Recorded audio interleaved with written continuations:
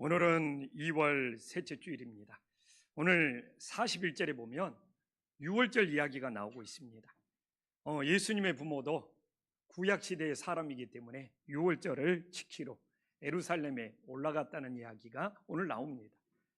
근데 저는 이 6월절이 구약시대의 절기이기 때문에 오늘 이 시대에 이슈가 될지 몰랐는데, 지금 최근에 한국의 이단 세력들이 득실되면서 이 6월절 안식일 문제가 심각하게 한국교회를 혼란에 빠뜨리고 있습니다.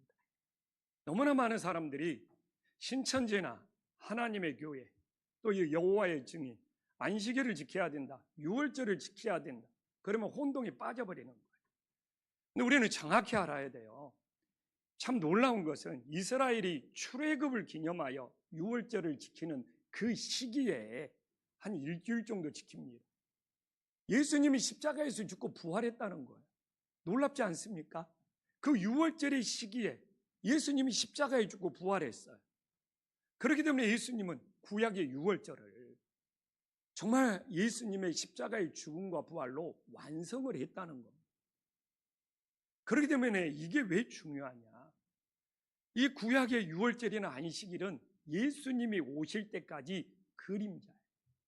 그리고 예수님이 와서 다 이루시고 완성했어요. 그렇기 때문에 만약 이 신천지나 하나님의 교회나 여호와의 증인처럼 6월절을 지키자, 안식일을 지키자 그러면 어떤 일이 생기는 거예요? 예수님의 십자가의 죽음과 예수님의 십자가의 부활을 인정하지 않는 거예요. 부인해버리는 거예요. 그래서 저는 지금 항상 그래요. 신천지나 하나님의 교회, 그런 이단 사람들을 물어보면 왜 이스라엘이 출애굽에서 자신의 민족이 해방한 그 6월절을 기념하는 6월절을 지키자고 하냐? 우리는 이방인으로서 예수님이 오셔서 예수님의 십자가의 죽음과 예수님의 십자가의 부활을 믿어야 되지 않냐? 안 그렇지 않습니까? 왜 일본 사람들이, 왜 중국 사람들이 우리나라 광복절을 기념해야 되느냐? 똑같은 이야기죠. 왜 우리가 이스라엘의 광복절, 이스라엘의 출애굽, 이스라엘의 6월절을 기념해야 되느냐? 이야기하고 똑같은 겁니다. 저는 하나님의 기적을 믿습니다. 하나님의 능력을 믿습니다. 하나님의 홍해를 가른 걸 믿습니다. 그건 구약으로서 유대인들에게 그 놀라운 영향력을 미친 거고, 그 6월절에 예수님이 십자가에 죽고 부활해서 그 6월절을 부활절로 완성을 했기 때문에 우리는 부활절을 지키고 안식일이 아니라 주님이 부활하신 주일을 지키는 믿음의 자녀가 됨을 믿으시기를 간절히 소망합니다.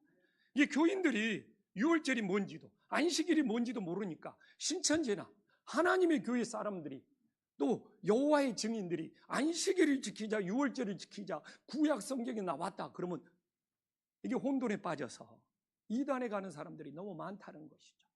정말 예수님이 이 땅에 오셔서 십자가에 죽고 부활하셔서 그 6월절을, 그 안식일을 부활절과 주일로 완성시켰음을 믿고 우리의 신앙이 흔들리지 않기를 간절히 소망합니다.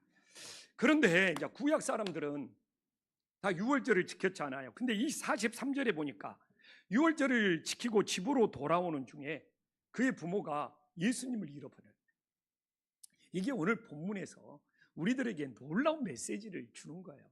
우리가 신앙생활을 하면서, 우리가 예배하면서, 우리가 봉사하면서 예수님 없이 예수님을 잃어버리고 신앙생활을 하는 경우가 허다한 겁니다. 그래서 혹시 나도 오늘도 예배하면서, 오늘도 신앙생활하면서 나도 혹시 예수님을 잃어버리지는 않았는지를 정말 깨닫고, 이제 만약 우리가 예수님을 잃어버렸다면 그 예수님을 우리가 어떻게 찾아야 되는지를 깨닫고 우리의 신앙을 바로 세울 수 있는 은혜로운 주일이 될 수 있기를 간절히 소망합니다. 근데 참 43절에 보면 이제 6월절을 마치고 이 마리아와 요셉의 이 고향, 이 나사렛 동네로 돌아오다가 예수님이 여전히 하나님 성전에 머물렀는데 그의 부모는, 마리아와 요셉은 예수님이 동행하는지를 알지조차 못했어요. 그러면 우리는 묵상을 해야죠. 왜 마리아와 요셉은 예수님이 6월절 끝나고 고향으로 돌아오는데 왜 예수님이 동행하는지를 알지를 못했습니까? 이게 바로 습관이에요. 이렇게 습관이, 지금 6월절은 어쩌다 한 번이 아니라 매년 반복되기 때문에 매년 6월절을 지키면서 예수님이 어려서부터 예루살렘에 올라가서 6월절을 지키는 것을 따라다녔기 때문에 너무나 당연히, 너무나 습관적으로, 너무나 반복적으로 예수님이 동행하고 따라오고 있는 줄을 알았던 것이죠. 이처럼 우리들의 신앙이 습관적으로 반복이 되면 예수님이 동행하는지, 예수님이 함께하는지 이걸 잃어버리는 거예요. 그래서 저도 이게 사실 두렵고 떨립니다. 우리는 정말 예수님을 잃어버리고 예수님 없이도 열심히 찬양할 수 있고요. 예수님 없이도 예수님을 잃어버리고 열심히 봉사할 수 있고요. 예수님을 잃어버리고 저 같은 사람도 습관적으로 주일마다 설교를 열심히 할 수 있어요. 제가 사실 막 연예인들이나 막 그 이름 있는 사람들이 막 찬양 부르고 막 간증하는 것을 별로 안 좋아하는 것이 예수님 없이도 예수님을 잃어버리고도 이 교회 저 교회 찾아다니면서 특성 부르고 찬양 부르고 얼마든지 간증할 수 있기 때문에, 그게 업이 되어버릴 수 있기 때문에. 그래서 이 시대에 깨어있다는 것이 무엇입니까? 잠을 자지 말라는 이야기가 아니에요. 오늘도 예배 시간에 깨어있다는 것이 무엇입니까? 습관적으로 반복적으로 예배하고 찬양 부르고 기도하는 것이 아니라 예수님이 나와 동행하고 있는지, 예수님이 나와 함께하고 있는지, 내가 혹시 예수님도 없이 습관적으로 예배하고 있는지 우리 자신을 돌아보는 것이 깨어있는 신앙인 거예요. 누가 어떻게 잠 안 자고 깨있겠어요? 근데 오늘도 우리가 예수님 없이도 예수님을 잃어버리고 습관적으로 반복적으로 기도하고 찬양하고 예배하고 설교 들을 수 있다니까요. 그렇게 습관이 무서운 거예요. 그래서 저는 정말 우리들이 깨어있는지, 우리가 무슨 일을 하든지 예수님이 나와 함께하고 있는지 정말 내 자신을 돌아보지 않으면 지난주에 드렸던 예배, 지난주에 불렀던 찬양, 지난주에 했던 봉사, 예수님 없이도 예수님을 잃어버리고도 습관적으로 반복적으로 오늘을 보낼 수 있다는 것입니다. 그래서 우리는 다시 한번 저부터도 정말 혹시는 예수님을 잃어버리고 나 혼자 예수님 없이도 내가 찬양 부르고 기도하고 정말 설교를 듣고 있지 않는지 우리 자신을 돌아보면서 정말 깨어있는 신앙이 되면서 모든 순간 주님이 나와 함께하고 있고 동행하고 있는 놀라운 역사가 일어나기를 간절히 소망합니다. 그러면 봐보십시오. 왜 예수님을 찾을 수 없었습니까? 마리아와 요셉이 자신의 지식과 자신의 경험으로 예수님을 찾으려고 하니까. 그래서 오늘도 마찬가지예요. 내 지식, 내 경험으로 예수님을 찾고 예수님을 만나려고 하면은 예수님을 찾을 수가 없어요. 44절에 봐보십시오. 자기의 경험이요, 동행 중에 있는 줄로 생각하고 매년 반복되는 자기의 경험, 그리고 친족과 아는 자 중에서 자기 친척, 혹시 주변, 자기 지식과 경험으로 이렇게 사흘 동안이라 찾고 있는 거예요. 그래서 오늘날 정말 저는 인간적으로는 경험도 많고 지식도 많은 사람 존경합니다. 근데 그런 사람들이 예수님을 잘 믿기가 어려워요. 왜 한국의 남자들보다 여자들이 예수님을 더 잘 믿었느냐? 보니까 남자들이 세상 경험도 많고 세상 지식도 많아. 그렇기 때문에 하나님 앞에 훨씬 말씀을 듣고 순종하기가 힘들답니다. 근데 여성분들은 자기 지식이나 자기 경험을 내세우기보다는 하나님의 말씀을 내가 부족한 사람이다면서 잘 흡수하고 내가 못 배운 사람이다면서 잘 받아들여가지고 훨씬 순종을 잘하는. 근데 최근에 또 그 트렌드가 바뀌었답니다. 여성분들도 이제 배울 만큼 배우고 직장 생활하고 사회 경험이 많아졌어. 그러니까 남자나 여자나 이제 지식이나 경험의 차이가 별로 안 나. 그러니까 예전에 비해서 우리 부모 세대에 비해서 최근에 여성들의 신앙이 그렇게 부모 세대처럼 기도하고 주님을 의지했던 것들이 많이 식어버렸답니다. 그러니까 세상적으로는 지식이 많고 경험이 많은 것이 똑똑해 보일지 몰라도 하나님을 믿는 것은 이 자기 지식 때문에 자기 경험 때문에 마리아하고 요셉이 3일 동안 예수님을 찾지를 못했어요. 예수님이 어디 있는 줄을 몰랐어요.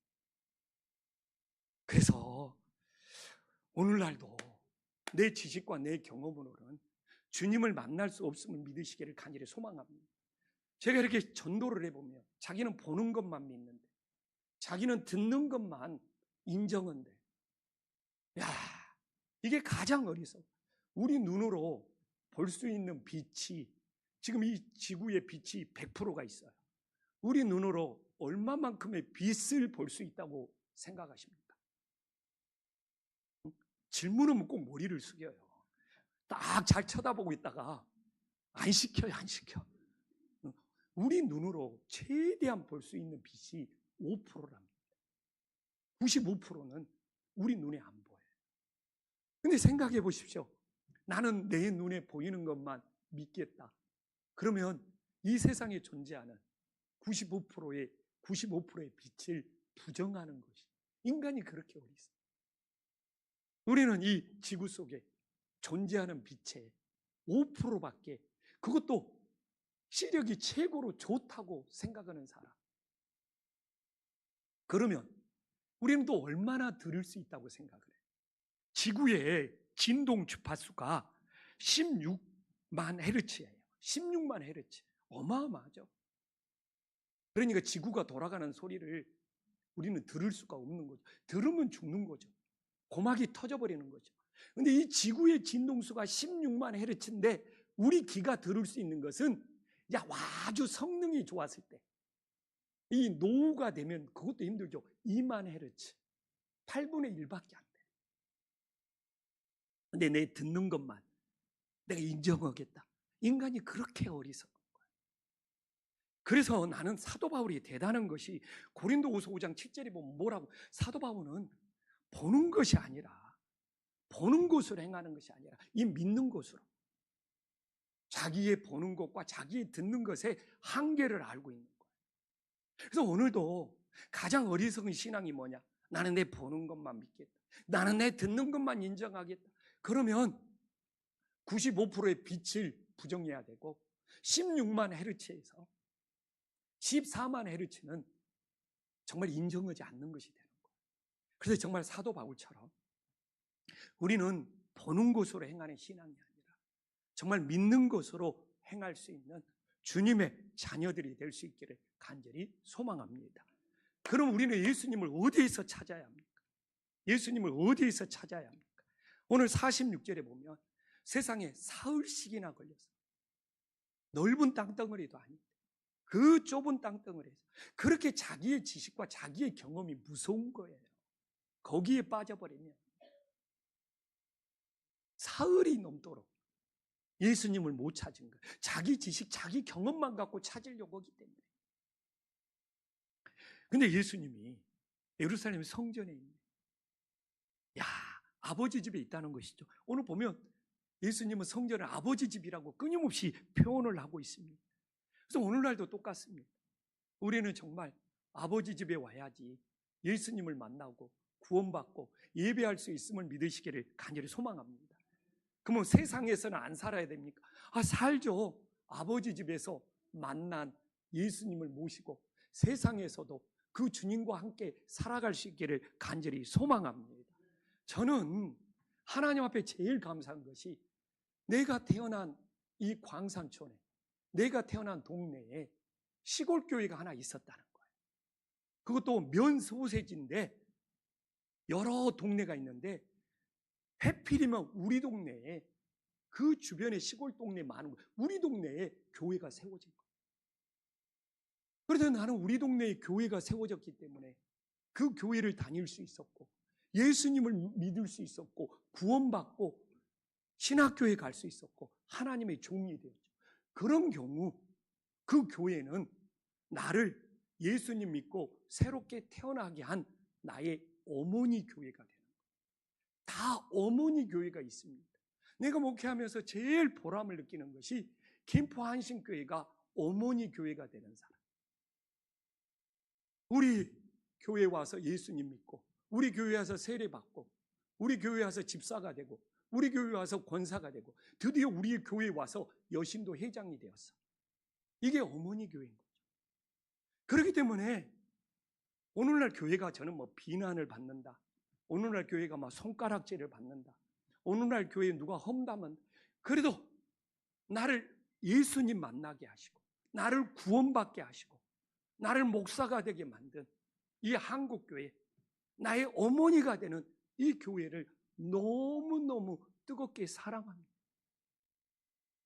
막 이게 SNS를 해보면 막 들어가는 데마다 지금 이 시대에 얼마나 교회가 조롱거리, 비난거리가 되는지 몰라요. 그나마 막 교회가 극우에 막 빠졌다고 온갖 데에서 비난과 손가락질을 할지라도 저는 한국교회가 없었으면 내가 예수님을 어디서 만나고, 내가 어떻게 구원받고, 내가 어떻게 주님의 종이 되어줄 수 있어요. 나는 한국교회가 아무리 병들었을지라도, 어떻게 내 어머니가 병들었다고 내 어머니를 버릴 수 있어요. 저는 끝까지 이 한국교회를 사랑하고 이 한국교회의 회복을 위해서 기도하고, 그리고 이 김포 한신교회가 누군가에게는 이 교회 찾아와서 예수님을 만나고 구원받고 정말 하나님 나라 갈 수 있는 어머니 교회가 되는 그 사역에 마음을 다할 수 있기를 기도하고 있어요. 그래서 저는 이 시대를 살아가면서 정말 세상에서 어떻게 우리가 예수님을 만날 수 있고, 세상에서 어떻게 구원받을 수 있겠어요? 우리의 어머니가 되는 이 아버지 집에 나와서 예수님을 만나고 구원받고 천국 갈 수 있는 은혜의 역사가 있기를 간절히 소망합니다. 저는 뭐 다윗이라고 완벽한 사람이 아니에요. 근데 저는 다윗의 고백 중에 제가 제일 좋아하는 고백이 있어요. 많은 분들은 시편 23편, 여호와는 나의 목자시니 이렇게 말하고, 막 여호와는 나의 목자시니 막 나를 푸른 초. 근데 저는 시편 27편 4절을 제일 좋아합니다. 너무너무 좋아해요. 내가 목사가 되어서 그러는지 이 말씀을 보고 내가 하나님의 종이 되어서 한평생 아버지 집에 살아도 좋겠다, 도전을 줬던 말씀이에요. 자, 한 목소리를 한번 하나님 앞에 봉독해 보겠습니다. 시작. 내가 여호와께 바라는 한 가지 일, 그것을 구하리니 곧 내가 내 평생에 여호와의 집에 살면서 여호와의 아름다움을 바라보며 그의 성전에서 사모하는 그것이라. 다윗은 왕이에요. 모든 걸 가지고 있어요. 세상적으로 부러울 거 한 가지도 없어요. 근데 여호와께, 하나님께 바라는 그 한 가지가 있었다. 그게 뭐냐? 아버지 집에서 정말 여호와의 집에 살면서 하나님의 아름다움을 바라보고 하나님을 사모하는 예배자가 된다는 거예요. 저도 이게 저의 초심이 되어야 된다. 많은 분들이 어떻게 초심으로 돌아가야 됩니까? 저는 시편 27편 4절에 내가 교회에 와서 주님의 아름다움을 바라보는가, 사람들을 바라보고 있는가, 이거 아주 중요합니다. 교회를 다니면서 아버지 집에 와서 주님의 아름다움을 바라봐야 되는데, 사람들을 바라보면서 사람들 때문에 힘들어요, 사람들 때문에 상처받아요, 사람들 때문에 어려워요, 온갖 사람 이야기. 정말 아버지 집에 와서 주님의 아름다움을 바라봅니까? 저는 그래요. 내가 어떻게 사람들을 안 바라볼 수 있겠어요? 오늘도 내가 어떻게, 그러나 사람들을 바라볼지라도 사람들을 바라보는 것보다 주님의 아름다움을 바라보는 것이 더 커야 되지 않습니까? 내가 주님의 아름다움을 바라보는 것이 더 커져가지고 사람들을 바라보다가 생기는 그 어려움, 그 문제를 주님을 바라보는 아름다움이 더 크면 덮을 수도 있고 이길 수도 있지 않습니까? 근데 생각해 보십시오. 주님의 아름다움은 아버지 집에 와서 전혀 안 바라보고 사람들만 바라보면서 뭐가 문제네, 그 신앙은 정말 시험 들고 넘어질 수밖에 없지 않습니까? 그리고 또 주님을 그렇게 다윗이 사모하잖아요. 그러나 그냥 문제를 찾아서 비난하고 험담을 하고 정말 사람들의 비난, 사람들의 험담. 근데 그것보다 주님을 사모하는 마음이 더 커야 되지 않습니까?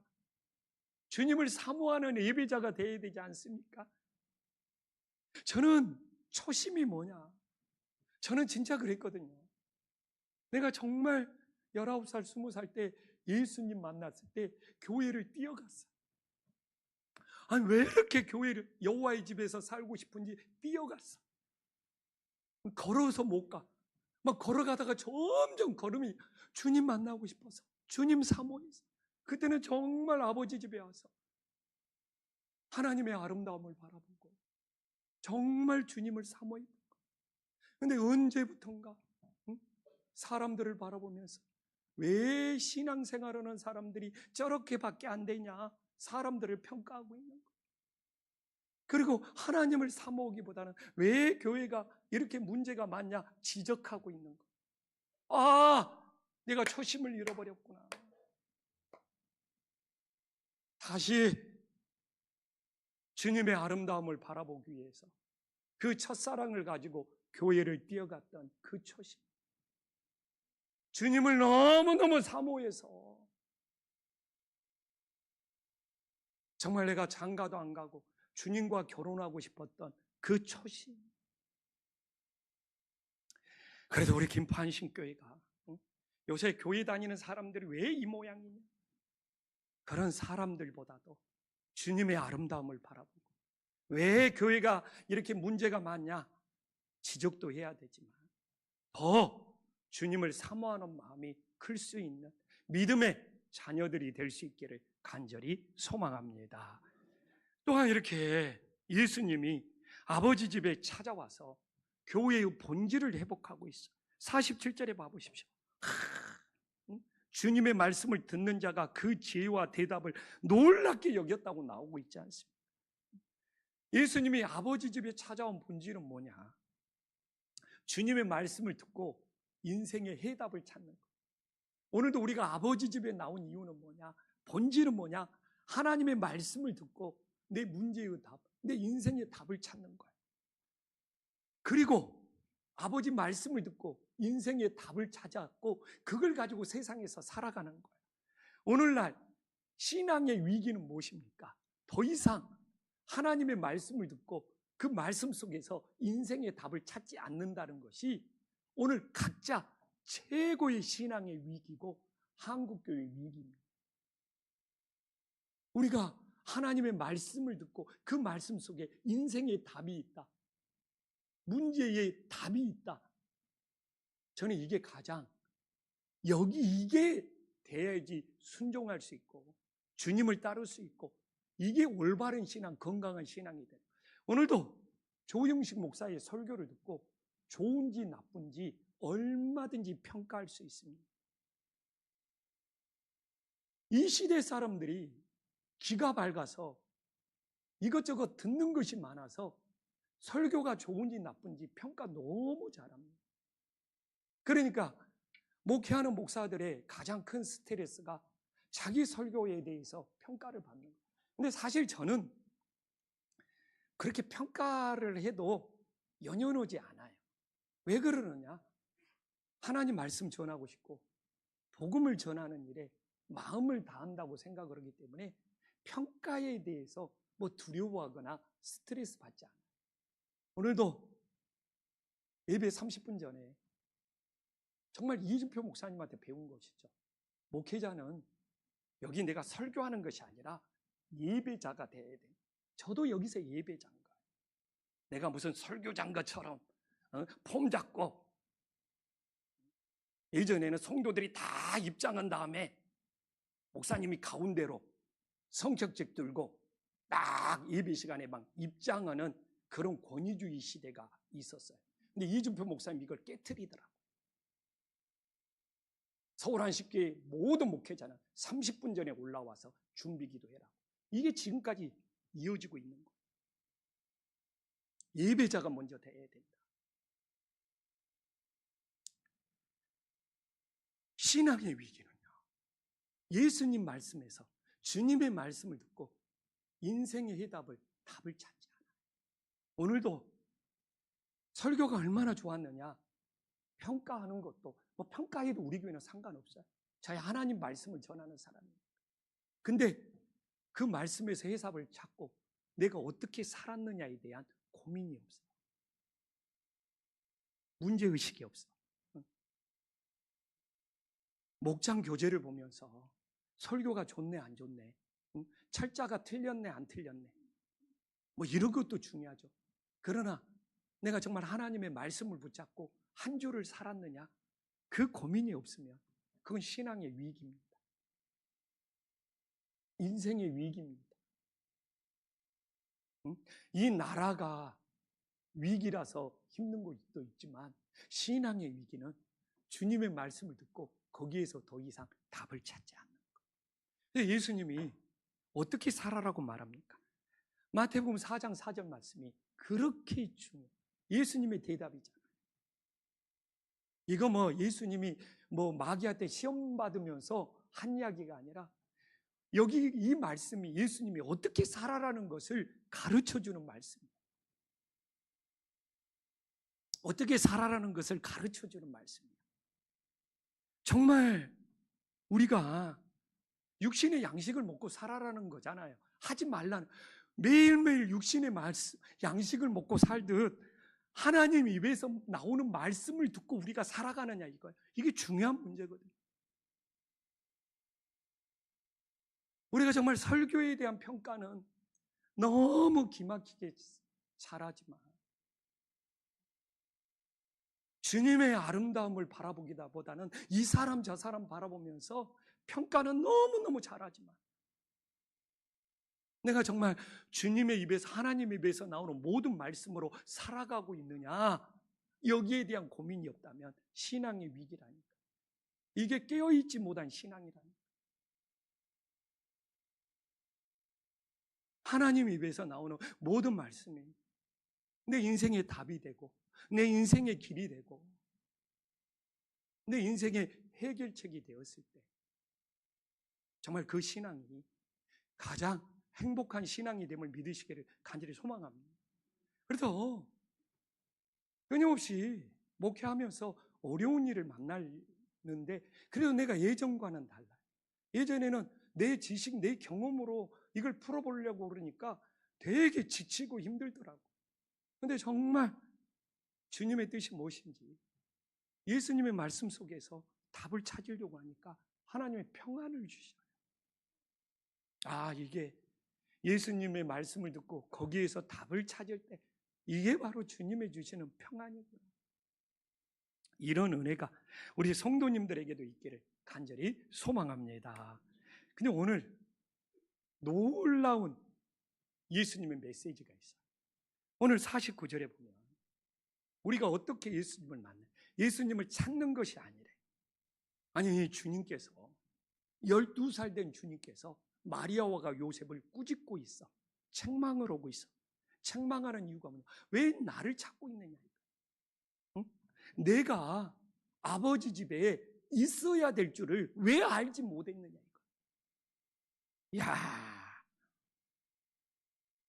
예수님의 아버지 집에 있어야 될 줄을 알지 못하고 세상에서 찾았기 때문에 예수님이 마리아와 요셉을 꾸짖고 있는 거예요. 그래서 제가 이야기했잖아요. 우리는 세상에서 주님을 찾을 수 없어요.